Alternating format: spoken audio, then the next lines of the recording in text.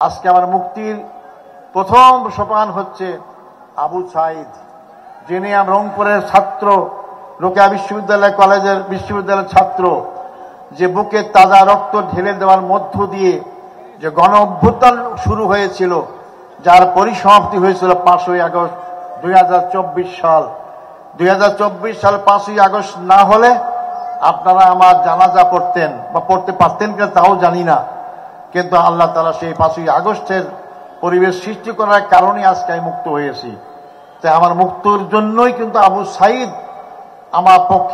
আমার পক্ষেই কাজ করেছে, তার মৃত্যুই আমাকে মুক্তির পথ দেখে দিয়েছে।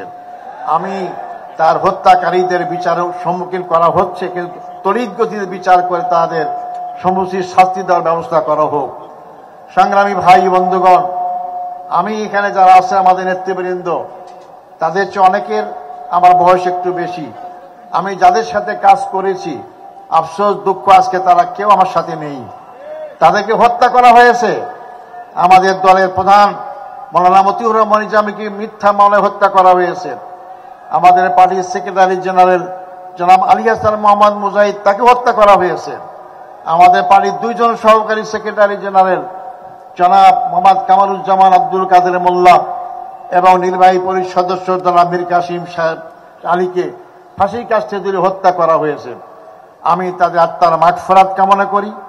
তাদের পরিবারে যারা জীবিত আছেন, শোকসহ পরিবারদের আমি সমবেদনা জ্ঞাপনা করি, এবং এই সমস্ত মামলার মাধ্যমে যাদেরকে হত্যা করা হয়েছে আমি তাদের বিচারের আওতায় আমি দাবি জানাচ্ছি। এই কারাগারেই যারা ফাঁসি হয়েছে কিন্তু কার্যকর করা হয়নি, মামলার রায় হয়েছে, যাবজ্জীবন দেওয়া হয়েছে, অথবা মামলা চালাবার অবস্থায় ছিল, তাদেরকেও হত্যা করা হয়েছে কারাগারে বিনা চিকিৎসায়। তার মধ্যে অধ্যাপক গোলাম আজম, আপনার নাম জানেন, আমার মৌলানা আবুল কালাম আজাদ, মৌলানা আবুল কালাম ইউসুফ, তাকে হত্যা করা হয়েছে। মৌলানা আব্দুল সোবহান, যিনি 5 বার জাতীয় সংসদের সদস্য নির্বাচিত হয়েছিলেন। যারা যুদ্ধ অপরাধ করে, যারা মানবতা বিরোধী অপরাধ করে, তারা কি জনগণের ভোটে নির্বাচিত হতে পারে? আমি চ্যালেঞ্জ দিয়ে বলতে পারি, দুনিয়ার কোনো দেশে এরকম কোনো উদাহরণ নাই।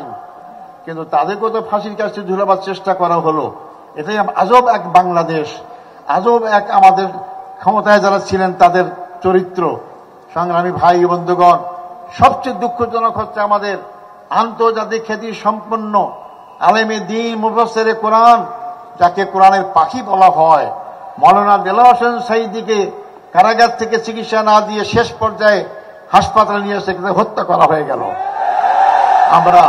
তাই আমি আজকে আপনাদের মাধ্যমে বর্তমান সরকারের কাছে দাবি জানাতে চাই, যারা এই মানবতাবিরোধী অপরাধে জড়িতকে হত্যা করা হয়েছে, হত্যার ষড়যন্ত্র করা হয়েছিল, এই বিচার প্রক্রিয়ার সাথে যারা যেখানে যেভাবেই জড়িত সবাইকে আইনের আওতায় নিয়ে এসে তাদের বিচার করতে হবে, এবং যারা এই বিচারের সম্মুখীন হয়ে হত্যার সম্মুখীন হয়েছেন তাদের ক্ষতিপূরণ দান করতে হবে। সংগ্রামী ভাই ও বন্ধুগণ, আজকে আমি বলতে চাই গর্বের সাথে, আমার রায়ের মাধ্যমে এটিএম আজহারুল ইসলাম মুক্তি পায় নাই। আমার রায়ের মাধ্যমে বাংলাদেশ জামাত ইসলামীর দীর্ঘদিনের মিথ্যা অপবাদ থেকে মুক্তি পেয়েছে। সর্বোচ্চ আদালত রায় দিয়েছে, ন্যায়ভ্রষ্ট রায় বলা হয়েছে আইনটাই বেআইনি। সেই আইনের মাধ্যমে যাদেরকে হত্যা করা হয়েছে, এই অপবাদ দেওয়া হয়েছে জামাত ইসলামীকে, তারা মানবাধিকার অপরাধ করেছে। আজকে আইনের মাধ্যমে সুপ্রতিষ্ঠিত হয়েছে, আমিও মুক্তি পেয়েছি, ইসলামী আন্দোলন মুক্তি পেয়েছে।